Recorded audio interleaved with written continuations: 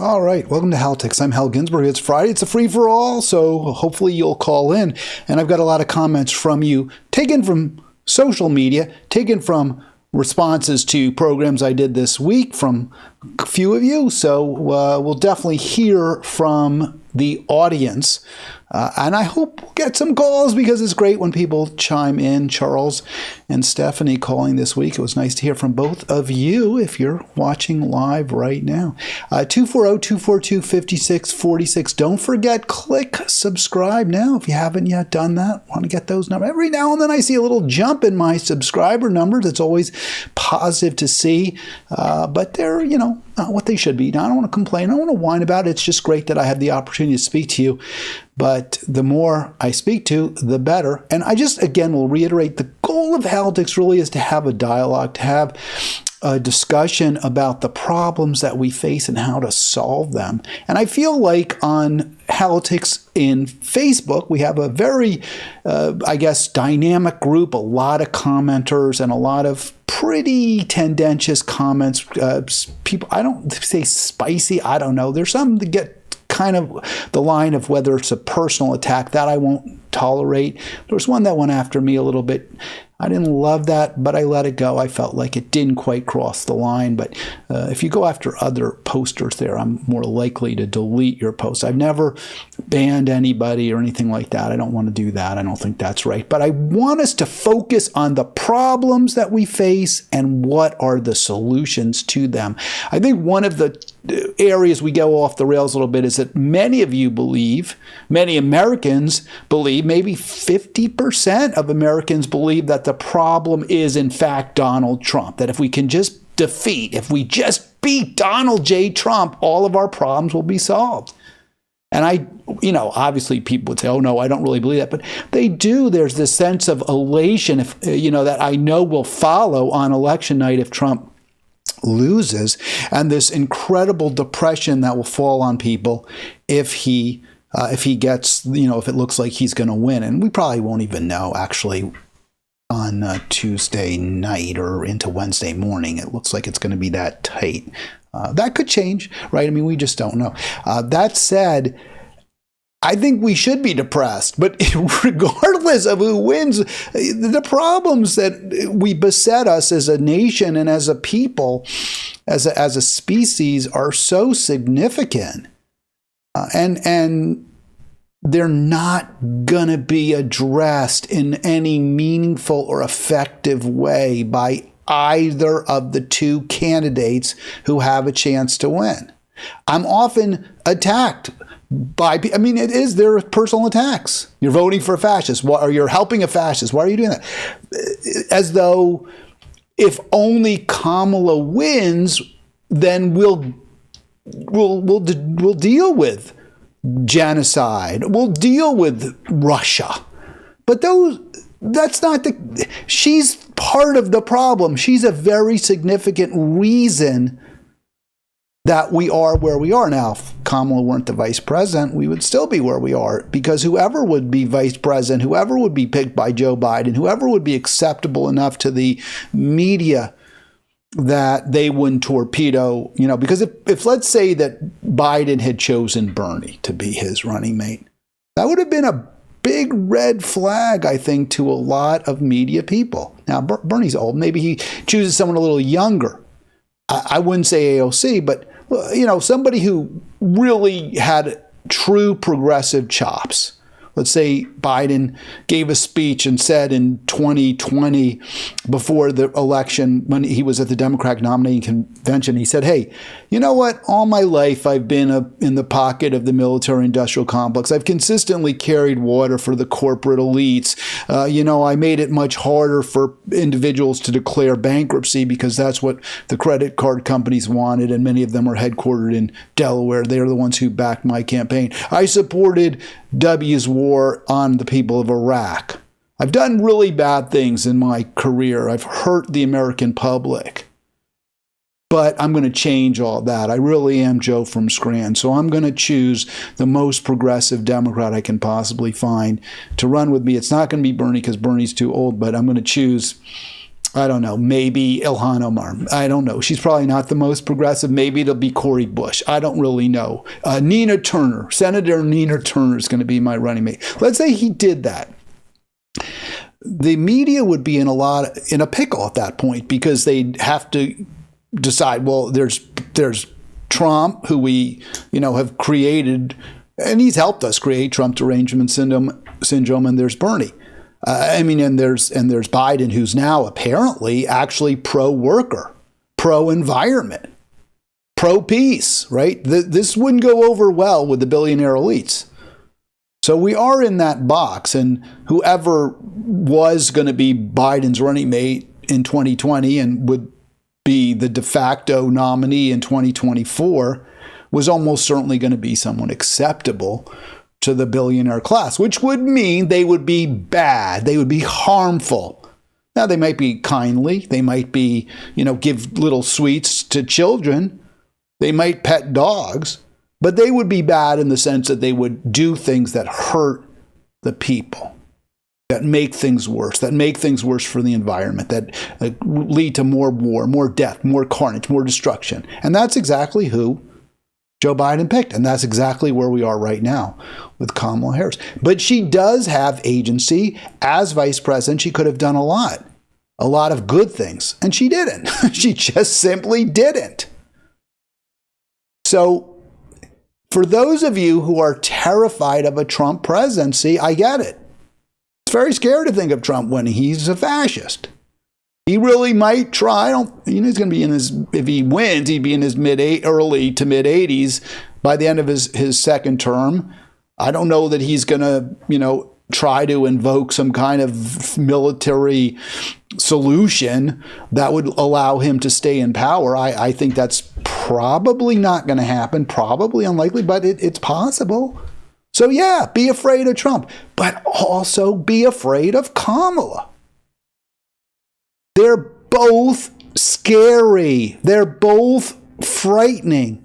But this is really hard for people. Don't want to accept it. You don't want to admit that. You don't want to. It's a horrible thing to think about, right? That's why I support Jill Stein. It's not because I, hate Kamala or I really secretly want Trump to win.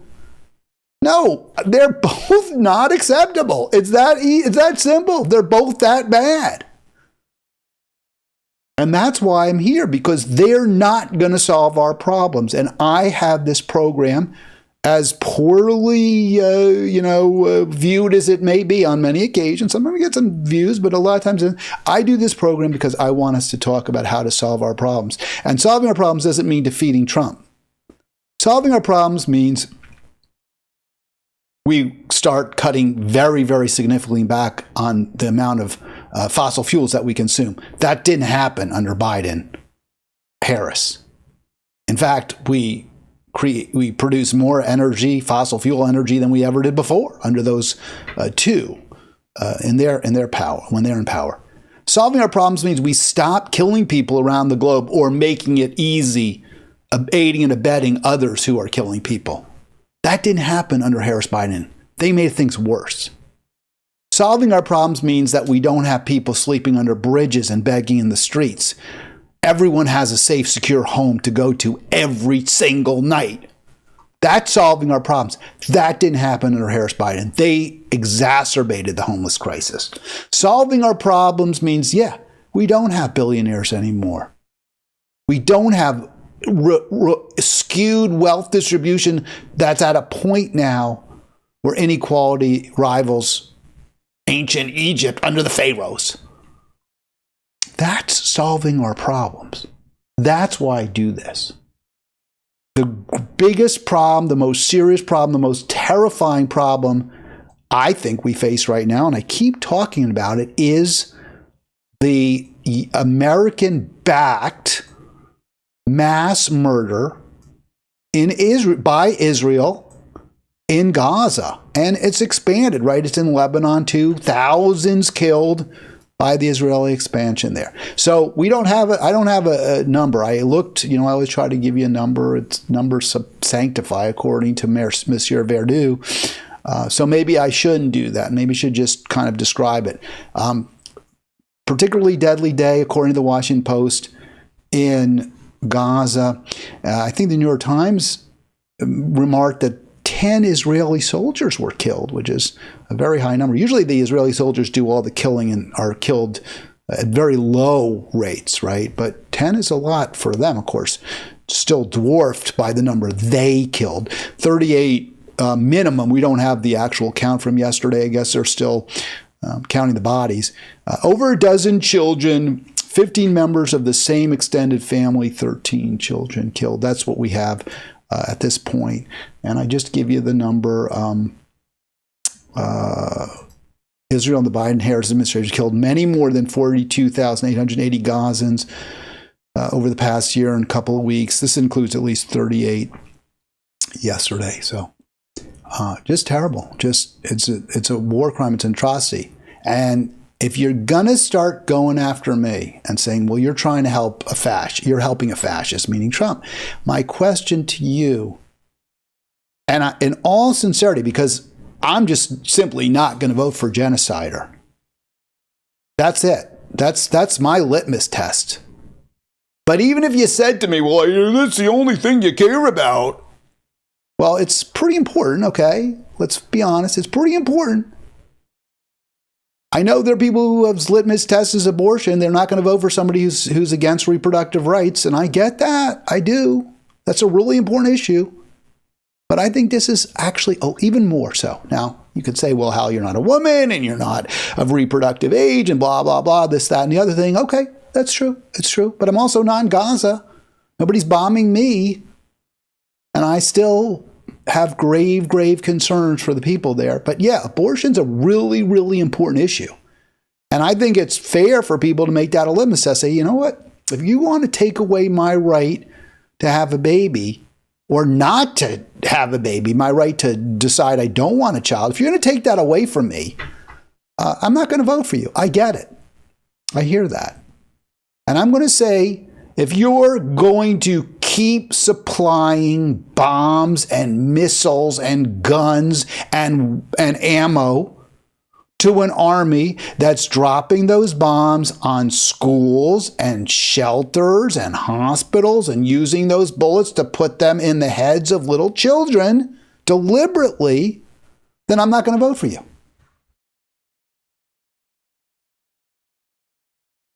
Lots of people will vote for people who will take away their rights. Lots of people will vote for people who will aid and abet genocide, and lots of people will vote against those people, and that's why, frankly, we have a remarkably close, I don't know, is this the closest ever? I don't know. It seems this may be as close as we've seen. I don't know if Nate Silver, he'd probably be the Oracle. Silver would be the one to tell us, but look at this poll. This is quite astonishing. Came out this morning, thought I'd share it with you. And it's, pretty current, right? It's through Wednesday, 10/20 through the 23rd. Today's the 25th. Came out, I guess, last night. I think it was in my feed.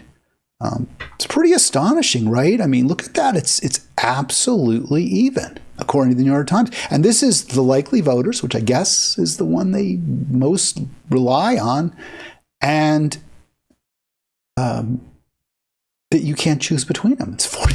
It's quite astonishing, really. And this is the best poll. According to Oracle Silver, or I guess 538, I think he's not with 538 anymore, but I believe they did their rating of pollsters while he was there last year, I believe, or maybe it was, I don't know. They've done a number of ratings of pollsters. So regardless, this is among, if not the very best pollster, it's just about the best, the most reliable, the most, the one that dots every I and crosses every T when it comes to polling.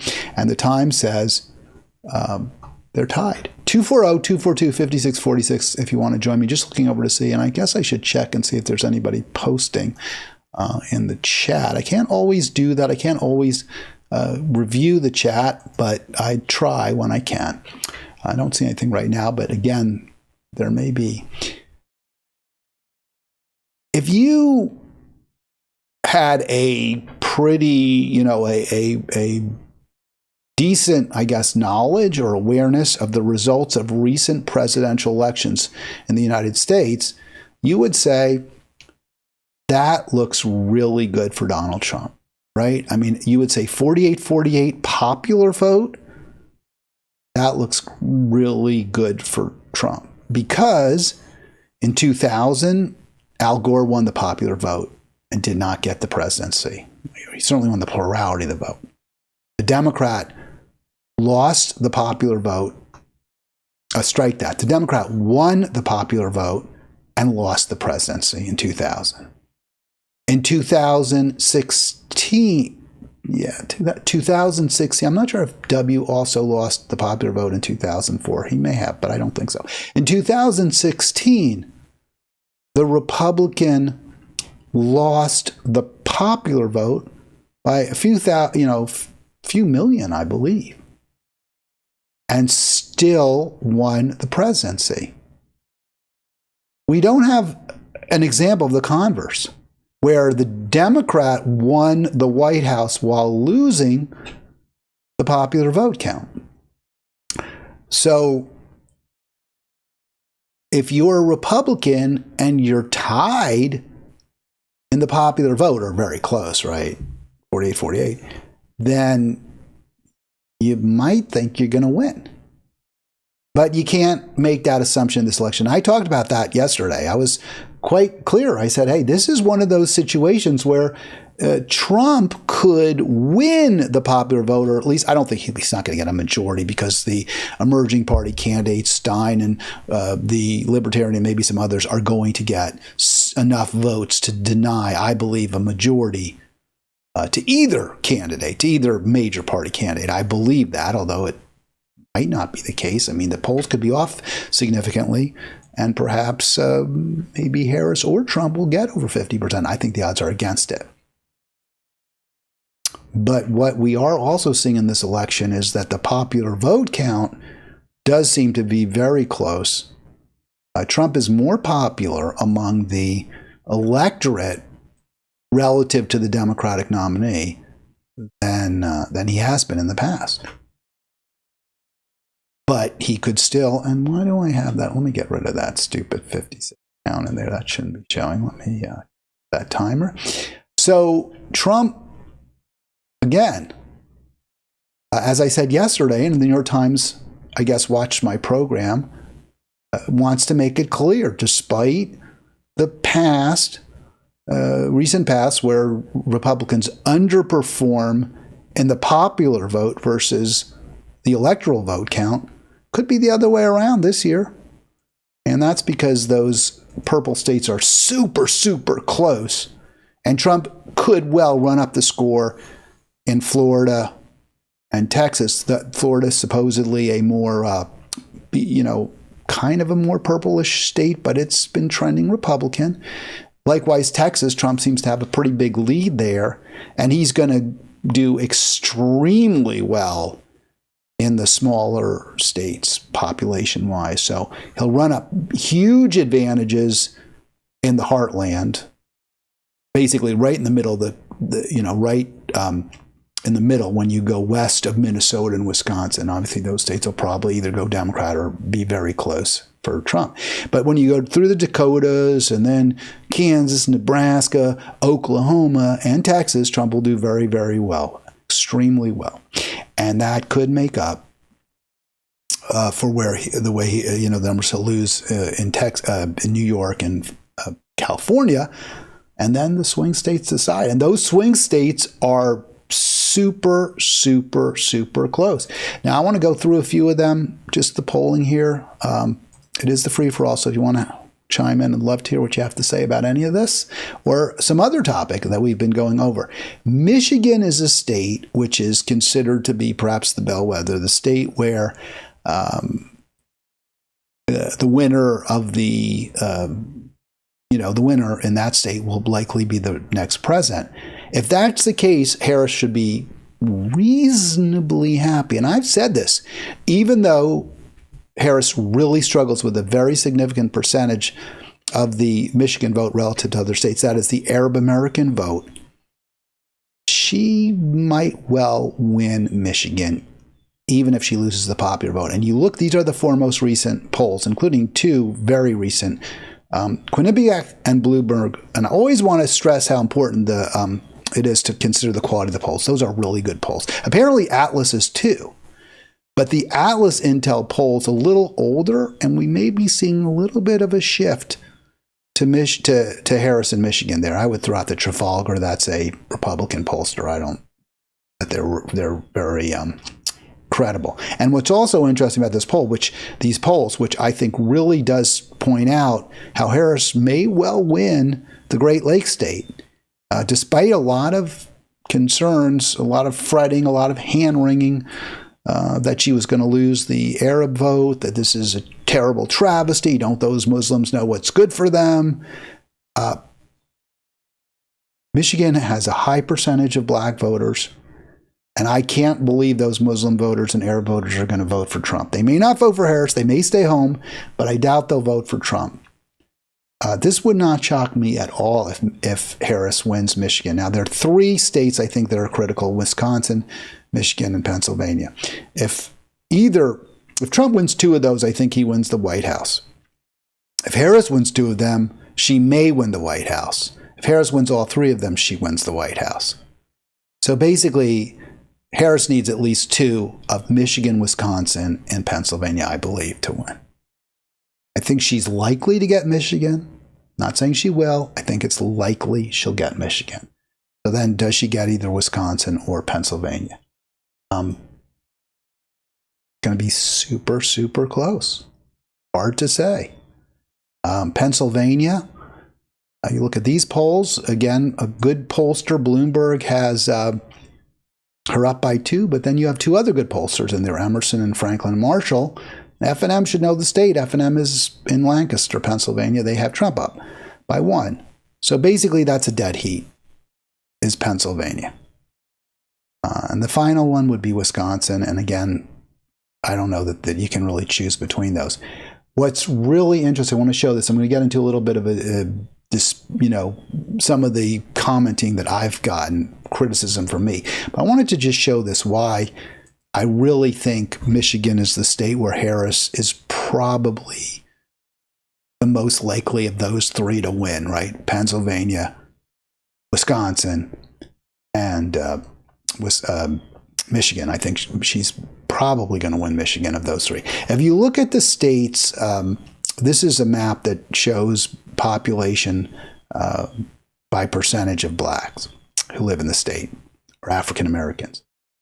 So Michigan is the darkest green. The darker the color of the state on the map in terms of the green, the higher the percentage of African Americans. So the 4 states, I guess, with the highest percentage of African Americans, and then the District of Columbia, are my state, Maryland, Georgia, Mississippi, and Louisiana. Now, the reason, though, the 2 southernmost states there aren't Democratic, even though African Americans vote overwhelmingly for Democrats, is because the whites in those states vote almost equally, overwhelmingly for Republicans. So they're very equally split, and despite a high percentage of blacks in those states, there are still more whites. Georgia, becoming a more diverse state, a more cosmopolitan state, a more urban state in certain ways, now is trending Democratic. It's not clear who will win that state, but it does look like right now Trump is ahead. Maryland is a cosmopolitan state, urban state, highly educated state. I'm not saying good or bad. I'm just saying and those all tend to move it into the Democratic camp. So between Pennsylvania, Wisconsin, and Michigan, Michigan is the state with the highest percentage of African American voters. I think it's the one of those 3 Harris is most likely to win. She's going to get a high percentage of the African American vote, even if it's not as high as Barack Obama did or even Biden did. Pennsylvania is more African Americans than Wisconsin, but it's got a large rural population other than Philly and Pittsburgh. Wisconsin tends to be a little bit more liberal, so I think you got to pick there. I just don't know, but yeah, I think Harris, again, what I've been saying over and over is, despite the polls that don't all look great for Harris, especially the national polls. If you go into it on a state-by-state basis, if you go granular, she hadn't lost. She hadn't lost by any means. I posted this story yesterday. This story really, really, I think, is emblematic of why, symbolizes why, for me, Harris is a non-starter. Why I will not vote for Harris. Because, and it's consistent, right? It's the genocide. But this was, I heard this story on NPR yesterday. Sorry, not NPR. They wouldn't cover it. They might cover it. I shouldn't say that. Probably wouldn't. Not this late in the election season, and not when it would clearly hurt their choice, the Democrat. This was on Democracy Now! It's quite a story. So Dr. Ahmed Ghanim, a former Democratic candidate for office, he lost, but he ran in a primary and got a significant number of votes, was just simply removed from a Liz Cheney Kamala Harris event. And he talks about this on the Democracy Now! Broadcast. He had no idea. He got an invitation. That was by invite only. Because he's a prominent Democrat in the Detroit metro area, he was invited. He's a doctor. He's a donor. And he was a candidate for office. So he was invited. He said, all right, I'll go. I think you had to give a contribution. I don't know if it was you. I don't know if they can require a contribution for these type of events, but my understanding is, yeah, they were contributors only. He's seated. He said you couldn't bring in any signs. He said you couldn't sit with people. If you came with somebody, you didn't sit with them because they don't want any like coordinated chanting or anything else at this unscripted, sort of town hall with Harris and her bestie Cheney. So this Dr. Ghanim is seated there, and then some usher comes over and says, "We need to move you." They take him out of the to the sort of the exit door where there's some cops. Cops say, "We can do it the easy way, the hard way. The easy way is you walk out. The hard way is we escort you out and you go by police car." So he walks out. He says, "Hey, what's this about? Why are you removing me?" No answers. We're not. The conversation's over. Apparently, the Harris campaign expressed regrets, but didn't say what it regretted. It didn't say why. He wants to know why. It's despicable. It's disgusting. It's loathsome. Okay, I just want to comment. I'm seeing Stephanie here posting, nobody should give you a hard time about your vote in Maryland because, you see, that irritates me, Stephanie. I love you so much, but no, I would vote this way if I was in Michigan. I would vote this. I would not. I'm not voting for Harris. It's not a protest vote. I'm in a safe state vote. No, I will not vote for genocide, period. End of story. That's it. I don't want her to be the next president. If my vote for Jill Stein makes it less likely that for her to be the next president, that's fine with me. Now, if you said to me, well, then you must be happy that you're going to make Trump more likely to be the next president. No, I'm not. I separate those two. I see distinctions. I'm not going to help somebody who is making my country complicit in and aider and abetter in genocide, period. I will not do that. I will not vote. And it doesn't matter what state. I would feel exactly the same way in any state. I will not vote for genocide, period. So back to Dr. Ghanim. So he wants an answer. Why'd you kick me out? What's this about? 240-242-5646 hasn't heard. Now, that's fascism, folks. You're so worried about a Trump fascist. Well, he is a fascist, but this is fascism too. Can't assemble peaceably. You can't petition your government for redress. No freedom of speech. That's fascism. That's what's going on. This man was targeted because of his appearance. And I made that point, and this was a response, and this really upsets me. Remember, this program, the whole reason, my raison d'etre, is to try to solve our problems together, to talk about them. This is a really, really serious problem. This is a gentleman, a doctor, who can't attend a rally, presumably because of his race, because of his appearance. This is that's not what I wanted to show. Let me go back. Sorry, folks. We'll get to that. My bad. I posted that story, right, of Dr. Ghanim and how he was kicked out of the rally. And it should offend you. It should be upsetting to you. But because of the rank partisanship, because of the fear, the flat-out fear people have of a Trump presidency, which is legit, except for the fact that you should also be afraid of a Kamala Harris presidency, for the reason I just gave, among many others. So the story should offend everyone, that they kick someone out of an event who was invited, and for no reason. It's not like he had a gun, nothing. So this is the response from someone in Halitics. And justifying it, right? It's a Liz Cheney event with Harris in Michigan. So rather than address the real problem, which is that an Arab American can't attend a rally, this commenter says, oh no, it's fine, it's all good. Liz Cheney will help with the middle-of-the-road Republicans and on-the-fence independents. Not this guy. Well, that's all we care about, right, is that we win.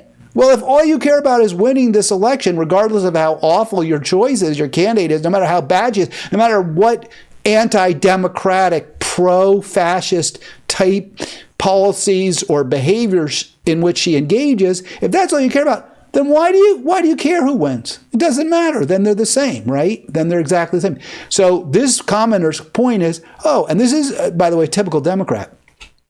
The commenter, I mean. Look at his face. Oh, look, you can see he's an Arab. He's a Muslim. He's not going to help. He'd scare a cockroach. This is a very, very distasteful comment. This reflects a dark side of the Democratic voter, which is very prevalent. So the argument here is, hey, this is about winning the election. We don't want this guy at our rally. We don't want this guy at our town hall. So it's fine to kick him out. And also maybe Liz Cheney would have been offended. He'll do no favor. So my response is, no, wait a second. This is a state with a large Arab American population, a large Muslim population. You'd be surprised how many Michiganders are going to be upset by all the schools our bombs have leveled in Gaza. And that's exactly the message that Kamala Harris didn't want this man to deliver. That was the fear, obviously. He might stand up and say, you're supporting genocide, or, the Harris-Biden bomb shipment killed 150 people, something of that sort, in a bombing on this, which would be true, of course. So that's what they're afraid of, that kind of viral moment, presumably. But we're not addressing our problems. This particular candidate, the Democratic nominee, is making our problems worse. And when you just simply defend without any searching, without any questioning, you just knee-jerk defend your leader, your party leader, then you're not addressing our problems. You're making them worse. That's not why I'm here. But if all you care about is the horse race, let's say that is truly all you care about, you're wrong. I do think she's likely to win Michigan. If she wins, I think Harris has she's probably ahead in Michigan. I would say those polls say she's ahead. She probably is ahead.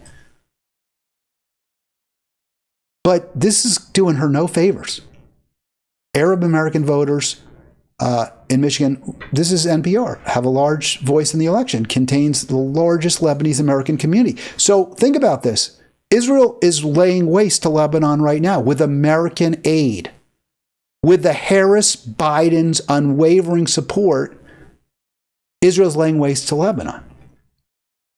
That's why I said she deserves to lose for engaging in this kind of crap, for hanging out with a pro-torture, pro-war Liz Cheney and going into a state where so many people have experienced through the deaths or injuries of family members firsthand the devastation of a pro-war American president and vice president. She deserves to lose. So I want to get to just a few more memes. This was somebody I actually like, I respect a lot. Smart, educated person. This meme this was posted, but this is where I first saw it, but it's making the rounds.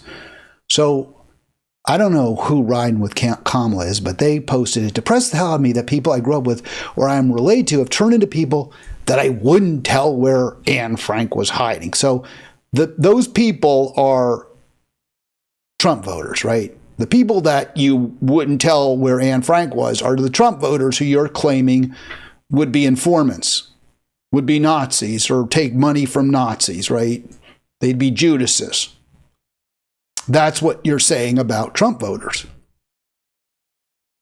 So I put that meme in the category from earlier this week we discussed,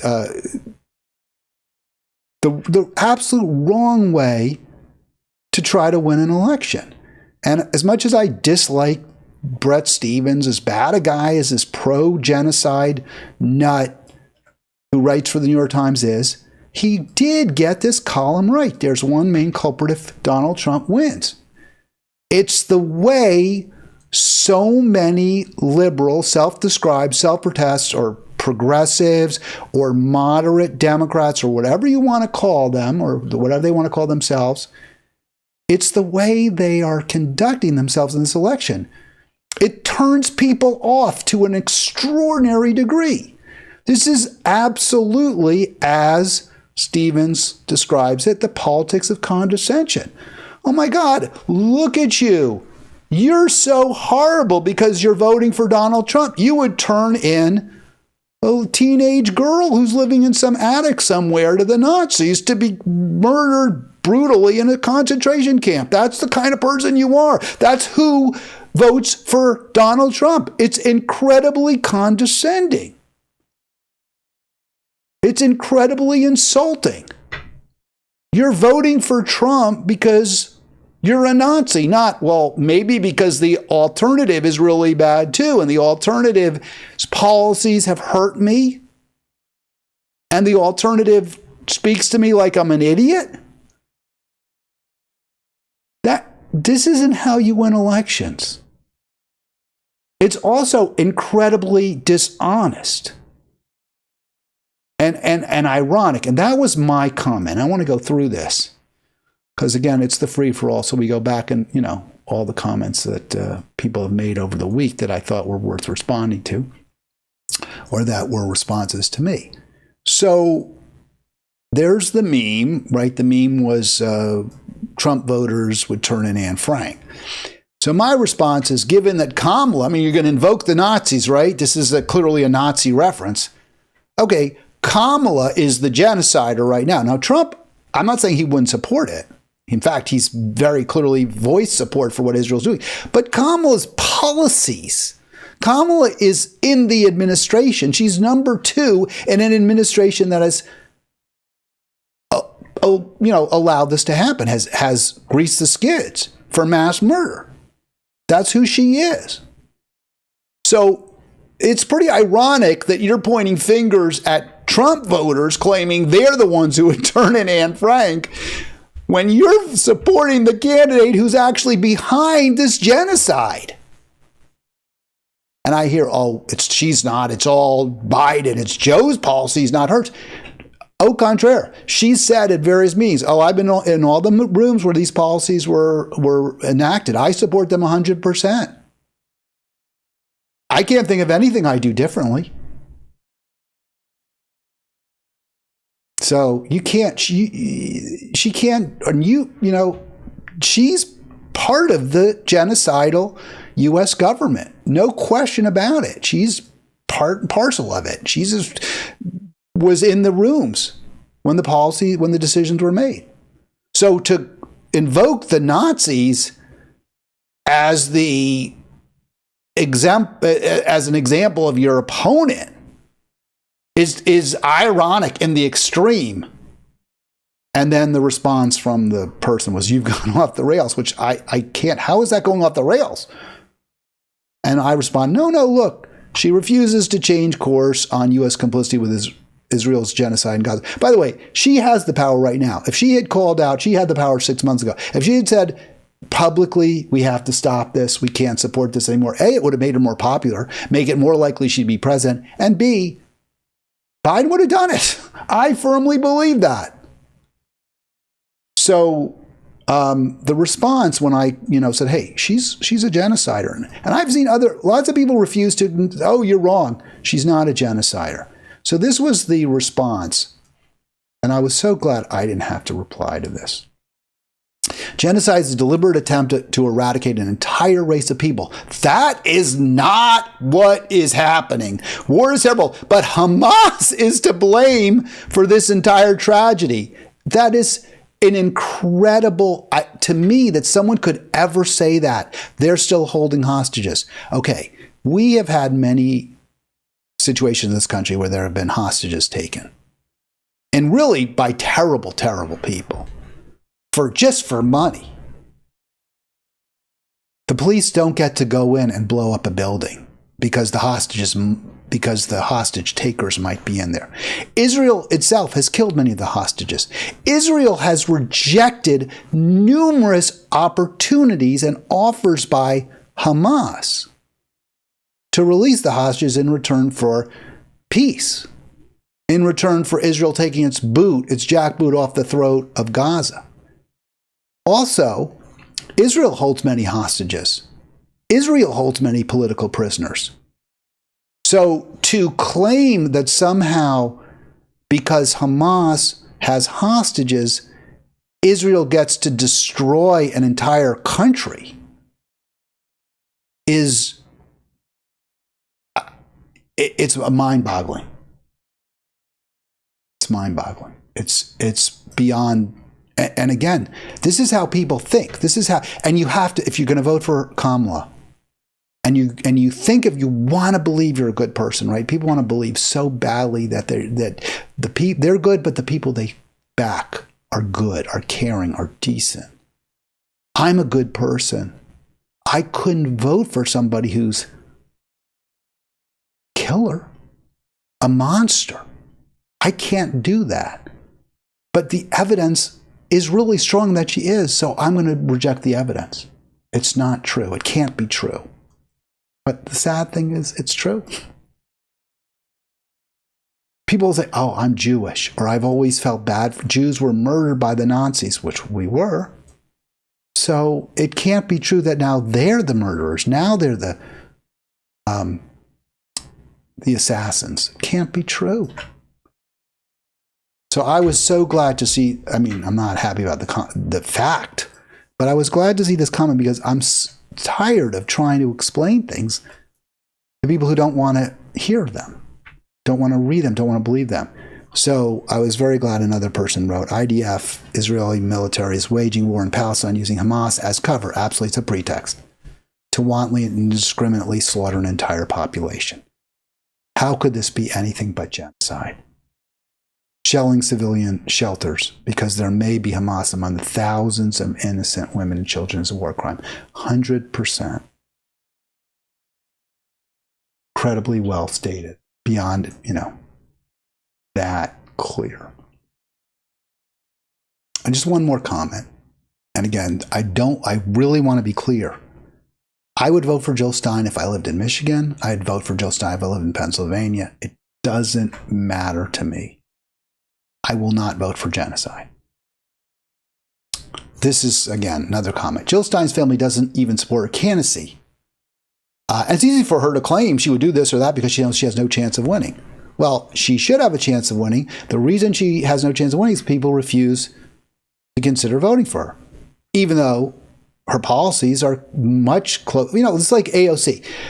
AOC once said, Joe Biden and I really shouldn't even be in the same party. Now she flacks for him, and now she attacks Jill Stein. But her policies, at least the one she claims to believe in, her values, at least the one she professes, are much closer to Jill Stein's. So then the response, why are you helping a fascist come to power? Okay, so my response is, I'm voting for the candidate who isn't a fascist. She's the fascist. Kamala is a fascist. So is Trump. I'm not going to vote for either one. You are the one who's doing that. So why? And of course, there'll be no response because the person that I wrote that to doesn't believe, knows in their heart they're not a fascist. So I couldn't be a fascist. And I hate Trump so much. He's so bad. He's so evil that anyone who's against Trump must be good. This is the kind of binary thinking that we've got to move beyond. Trump and Harris are two heads of the same dragon. They're not a dragon. Trump isn't the dragon, and Harris isn't St. George slaying the dragon. They're both, they're the heads of the same dragon. The corporate, militarist, theocratic, fascistic dragon that's destroying our planet. All right, 240-242-5646. Got a few more. Sorry I didn't get any calls. Glad to see the comments from Stephanie in the live chat. And I assume I didn't get calls. I'm going to see if there may, because it doesn't always ring. So I'm going to just test it and see if I hear it. See, it looks like people may be calling. I'm not even hearing that ring. That is really irritating to me. Why am I not? So maybe the ringer isn't working. Let's see if the other ringer works. You may hear this. Let's see. Yeah, so you heard that. But the ringer that it's supposed to go isn't working, and I'm going to try to change that. Let me see if I can change that to full. But see, even when I do the speakers, I don't think it works. Let's try it. Now, there's something wrong with that ringer. I don't know. Hopefully I'll see it if you call, but we've had some issues with that phone, but sorry, folks, if you are trying to reach me. I hope you are. If you did and I answer, you'll hear me. I can take your call, but I have to see because the alert that I have set up isn't apparently as problematic. Okay, how did the Democrats get here? So a lot of you want to believe the Democrats are kind of on your side, but they're not. But the nation asks this, how did the party of Roosevelt, the party of the New Deal that really was genuinely progressive, that was genuinely redistributionist, there was a 94% top marginal income tax rate during the Great Depression. And there was one American who had to pay that rate. That was John D. Rockefeller. So there have been, times in American history, and in the 1960s too, at least when it came to domestic policy, civil rights, the party of Lyndon Baines Johnson was pretty darn progressive.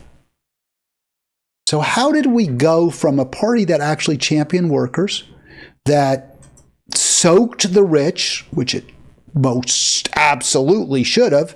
How do we go from that party to this party now where Harris is, paring back, cutting back on what kind of capital gains tax rates the billionaire class should pay, and promising if you make over under $400,000 a year, I'm not going to raise your taxes, and is calling for the most lethal military force ever? How did the Democrats get here? So the nation has really kind of moved to the right as well. But they make the point that it's mostly what they call cultural polarism. So again, it's those ignorant, knuckle-dragging, blue-collar, high school dropouts who are causing all the trouble. All those immigrant phobes, all those transphobes, those guys who aren't feeling a woman president. If it weren't for them, we wouldn't have all these problems. And the writer, this is in The Nation, right? It's supposed to be progressive. The economic controversies of the 30s, well, it wasn't really an economic controversy. It was that reckless bankers, banksters, whatever you want to call them, and plutocrats, robber barons, tanked the American economy because of their own greed and put us in a terrible spot. There were, in the early 30s, late 20s, early 1929, end of 1929, early 30s, there was no safety net. Central Park was basically an open air shelter, right? Where, you know, it was a homeless encampment. People were selling apples in the street. That was not an economic controversy. It was dire poverty juxtaposed with some great wealth.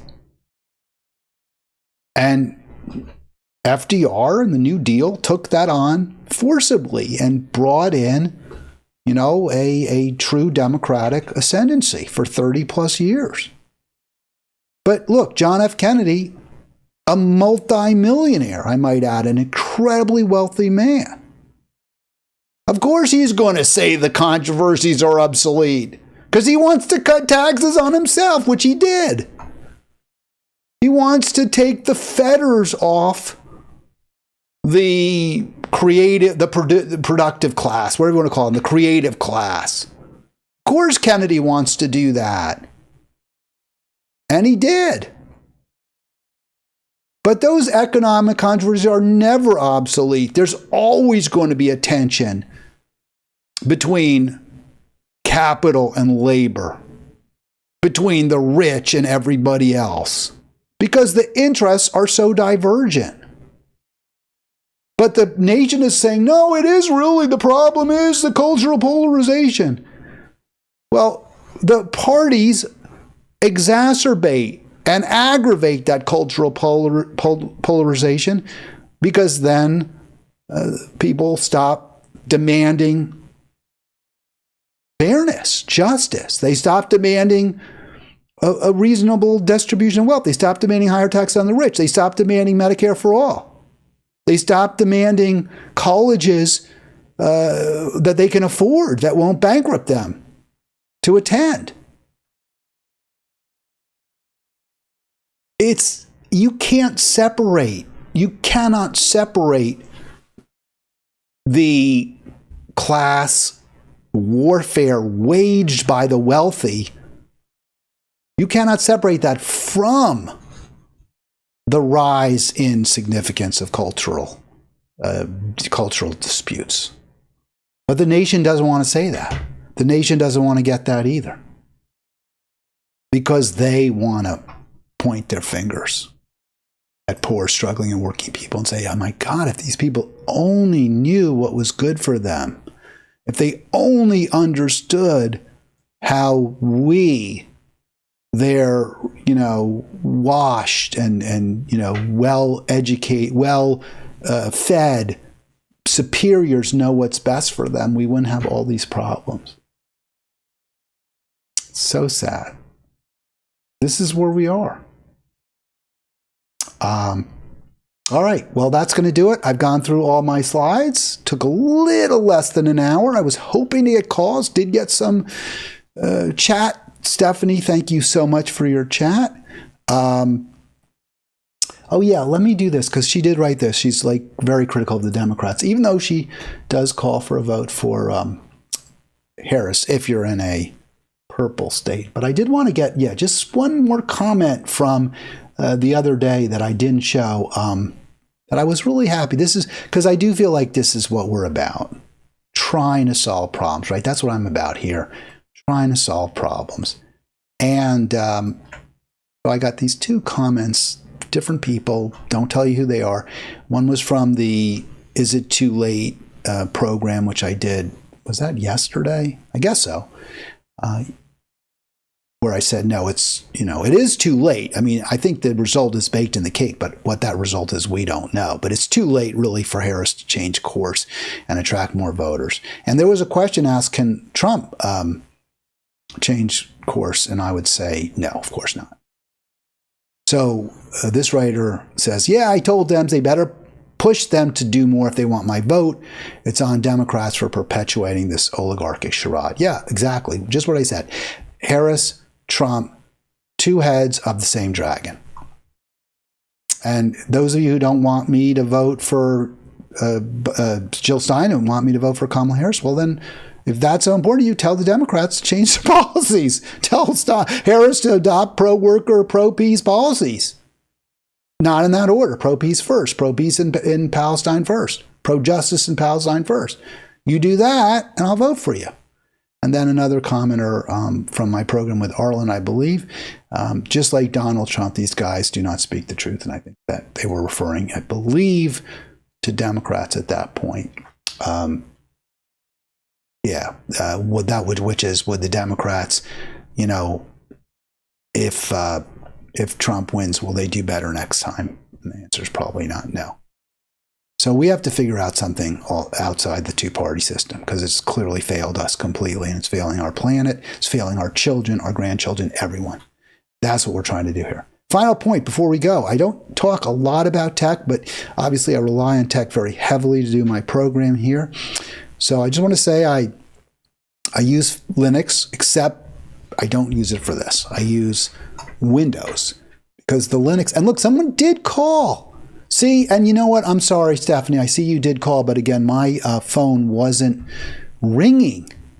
It doesn't always ring, and we did some tests with it, and at first I thought it might have been Stephanie's phone, but it's not. It's my system for some reason, or it's Google. It's Google. For some reason, Google doesn't want to ring. I may have to change. I actually have a way I can address. I think I'm going to fix that, I believe.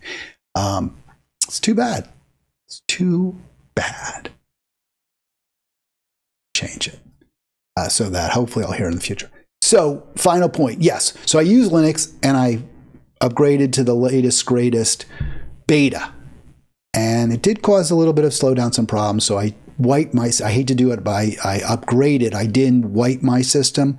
I just simply put the new release over the old release, which I also did for Windows. I just put the new Windows 11 over the old Windows 10. Didn't have to wipe my hard drive, which I was very glad. It's actually for my wife. Well, that would have been a problem if I had to wipe her hard drive, because she has so much stuff on her computer, and it wouldn't have been possible to save it on a USB thumb drive. So I was able to upgrade to Windows 11, even though it's a really old computer. It's a 13-year-old computer, yeah. And it's not supposed to be compatible with Windows 11, but there are workarounds. We were able to do it. Very pleased.